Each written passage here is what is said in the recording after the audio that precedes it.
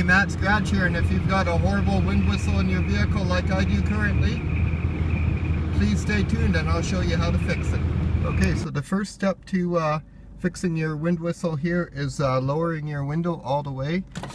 This is a very important step, otherwise you could damage the glass. Okay, well you can clearly see that this door seals right here, and that's what's keeping the wind out. There are different designs where the door seals inside the edge of the roof, but you're a lot less likely to have a wind whistle if you've got that kind of a design.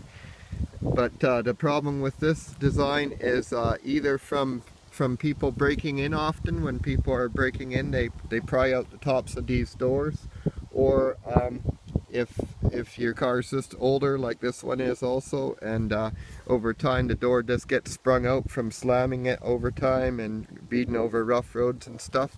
Anyways, you can clearly see that this door is sprung out quite a bit from both the back door and the body.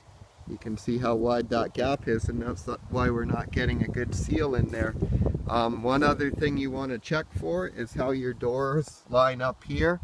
Either with the back door or whatever's there, just make sure it's lining up almost perfect as this one is.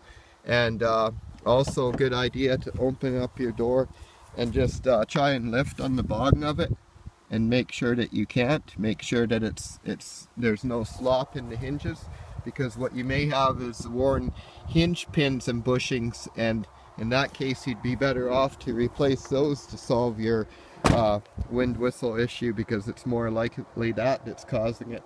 But if your door is sprung out like this, let me show you quickly how to fix that. Okay, so I'm just going to go ahead and give you a warning here that if you do have to move your door quite a bit, there is a risk on certain vehicles, especially like late 90s Ford F-150s had a big problem with cracking in this area. So if you're attempting to do this on one of those vehicles, just do it at your own risk. Don't blame me if you do have an issue, but this is how it's done in body shops and stuff. You put your knee right there and you just grab the top of the door, and it's surprisingly easy to just pull in the top of the door, and depending where it's bent, you can do the same on the front. You know, get your knee up there and just pull in on the top.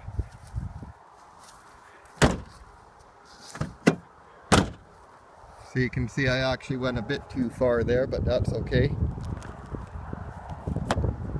Just pry it out till it matches. So there you go, you can see I've got it pretty well dead even with the other door now. And I'll show you again out on the highway, but I'm betting that wind whistle's gone. Okay guys, well, things are much quieter in the Neon now. So that's how you fix your wind whistle.